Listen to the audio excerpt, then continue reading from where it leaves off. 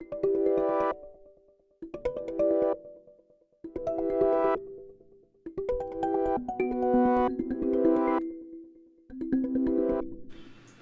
guys, welcome. Today we are going to do a little breakdown of our song Real. I show you the different tracks and yeah, we get into the small details behind the whole production and yeah, small little ideas we hinted here and there. So yeah, let's go through it. So yeah, basically it all started with this.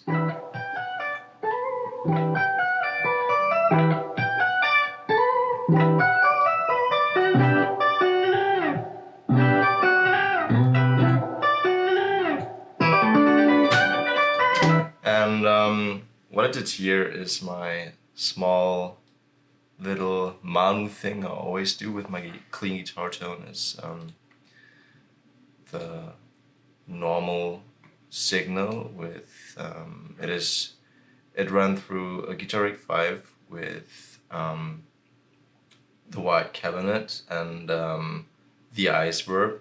Do you want to show it, perhaps? I got the high white and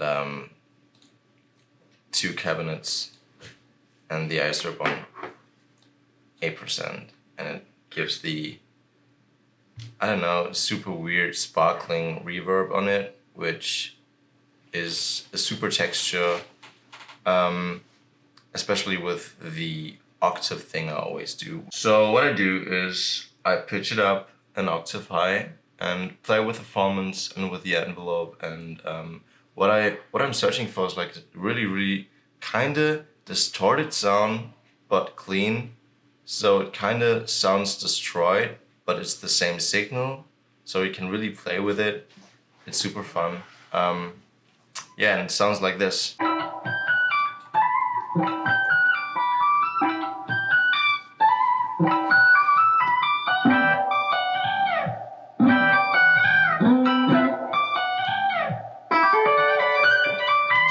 And when you combine it, you got this really unique, pitchy effect, which kind of sounds chipmunky, but in a natural way.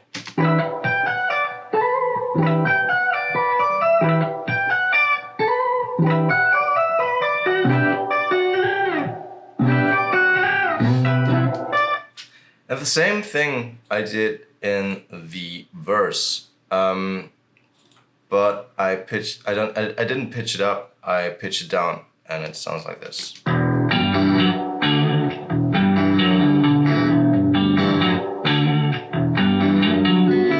And up again. So let's get into the octave flow track here.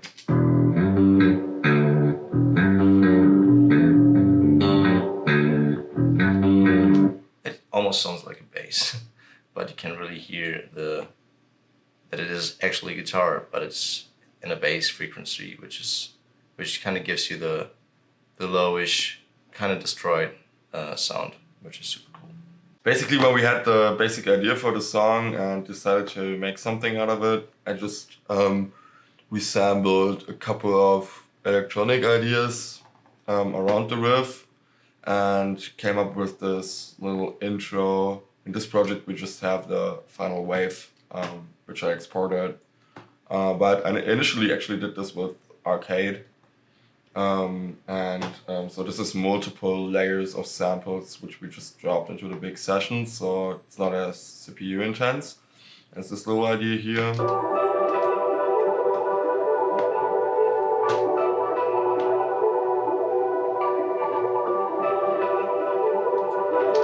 And while that happens, we also have a couple of different layers going on in the background.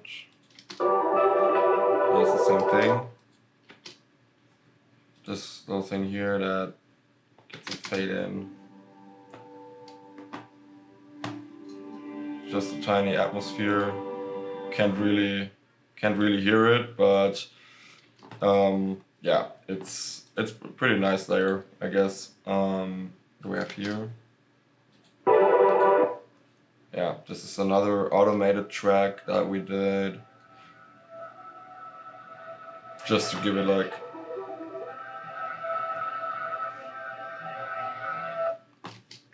like an additional rise. So this is what I did for the intro, and then for the verse part, I did this little string arrangement around the guitar riff.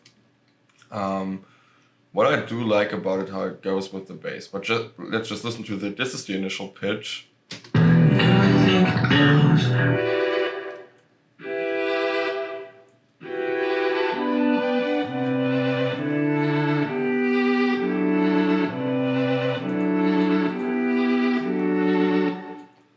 So what we did here, that in the first part of the verse, we just dropped that down an octave. So we have an additional moment of going up in the second half. This is what you talked about earlier. It's basically the same thing that we do with guitars. When we look into the pitch algorithm, like how we use it, we always use Complex Pro, and then like when you play with the Formants, you really get this fucked up sound. We're at 26, just to show you.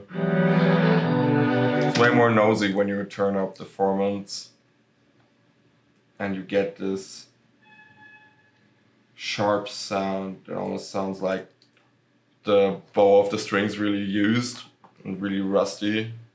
Get here. I also did this synth bass that is running parallelly to the normal one.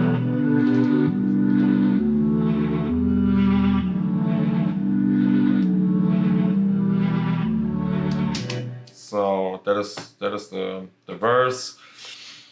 Then we have the build-up part with the evil vocal samples. For those who are interested, these are from Arcade as well. So give that part. Blurred. We keep fading, it feels so absurd. Don't you dare say the word, we are blurred. We keep fading, it feels so absurd. So it's these little babies here. I remember that these were initially sounding like this.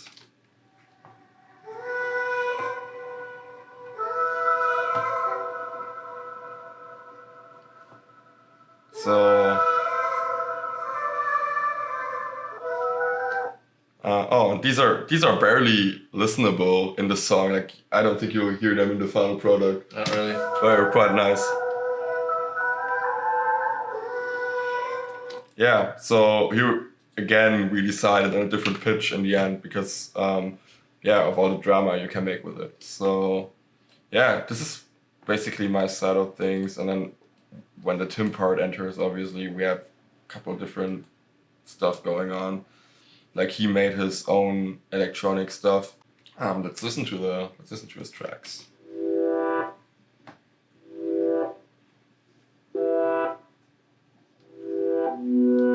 Let's turn on the FX now. Also like these nice drums.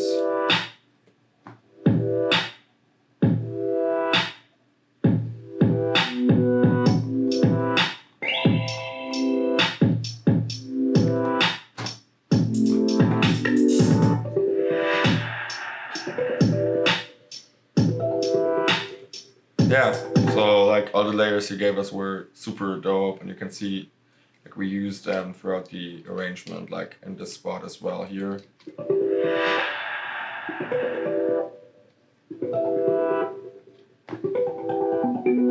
Just gives a nice spice. Other than that, I'll just say some words to concerning the bass, and then I'm done.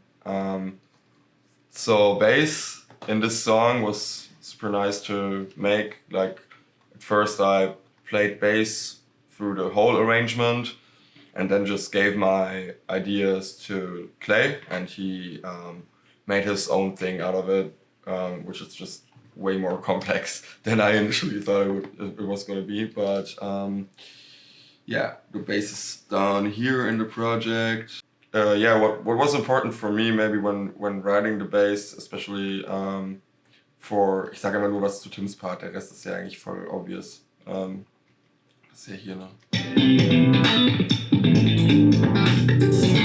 Yeah, when writing bass for Tim's part, I just decided on not playing in the first half and then making the slide into it when the second half drops. And instead of just overplaying it and, you know, just doing exactly what he does, I really, really like the ideas that he had in his beat, especially.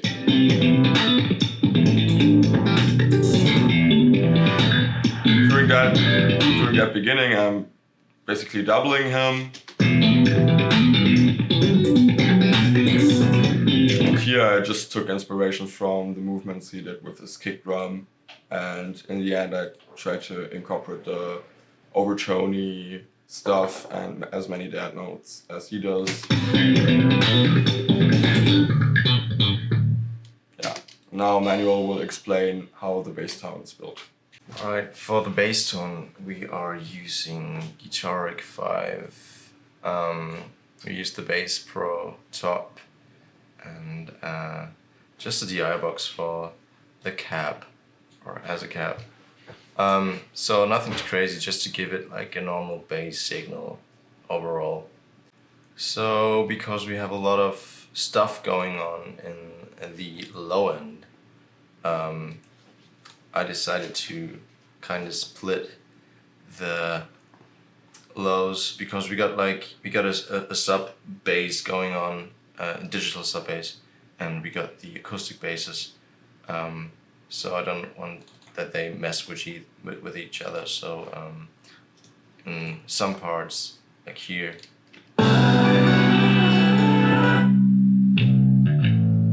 we got David's bass and the electronic bass.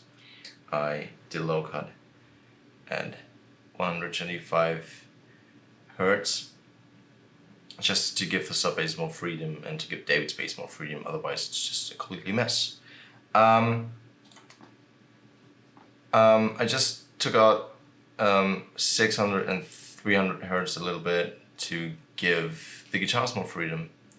I boost the bass roughly about 80 hertz because the sub bass is more in this area, and for the whole slaps and kicks and knacks, I boost the bass on 4000 hertz. What I do in the heavy parts to give the bass more place and more highs and drive is I send the bass to a return track. And like this. Wait a second. Where is it? There. I sent the bass to a return track and just cut all the lows and the low mids and the highs to build a natural distortion box. So the bass can actually have a chance to sit in the mix nicely, also in the heavy parts, which makes it more hearable or noticeable. Off and on. So yeah. So let's get into the vocals. I did an external vocal project because the vocals or the vocal project is super huge. Let's start with the main vocals. Softly, when I let you come near, get off me, if you don't know how I hear you. So, actually, when it comes to single vocals or the build-up part, We are blurred.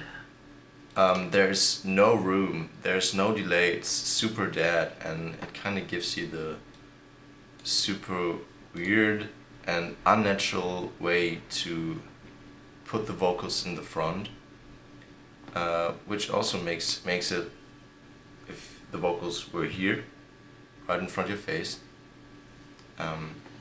it's really dry.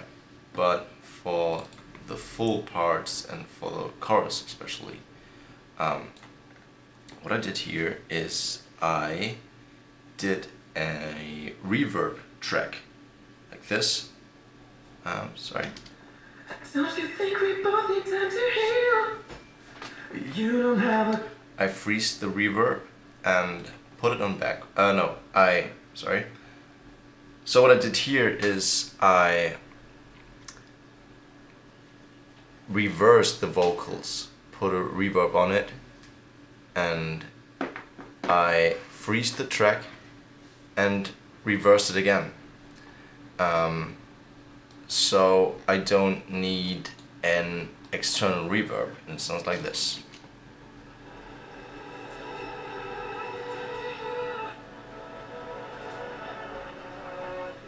It's like a completely unique ambience track with a high octave on it.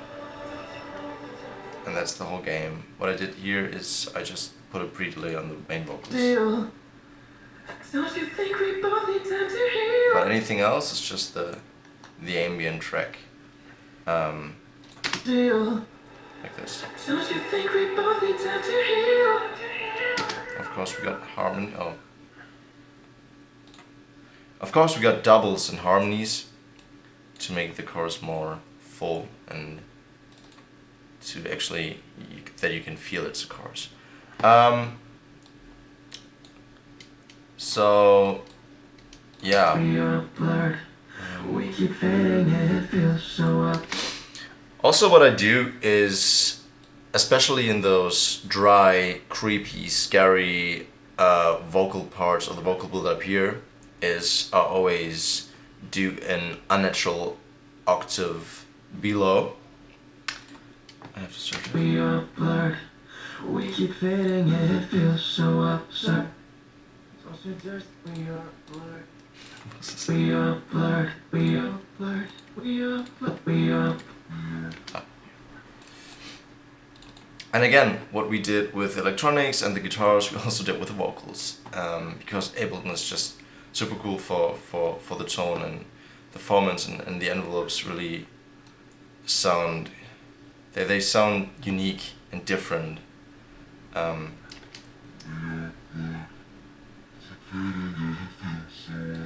can't really play with it.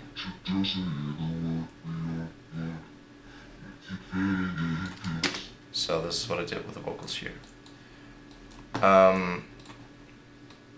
For the last part, I really messed around with a lot of harmonies and backing vocals to give the vocals like a kind of vocoder-ish sound, to sound like an instrument.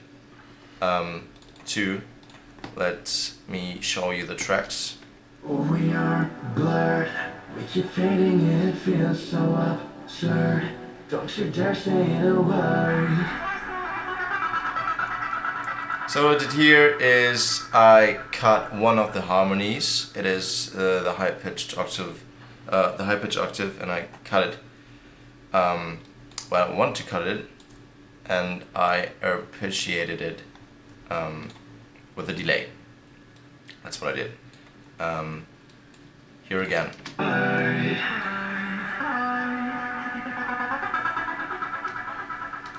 So Super interesting, because I think when you listen to that you might think that it's literally just a delay that takes everything an octave up, but you literally did the cuts in your project, which I find interesting. yeah, otherwise it sounds too digital. Yeah. At some cases. Yeah. It's not a must, but. So yeah, that's it. That was our breakdown of our song "Real."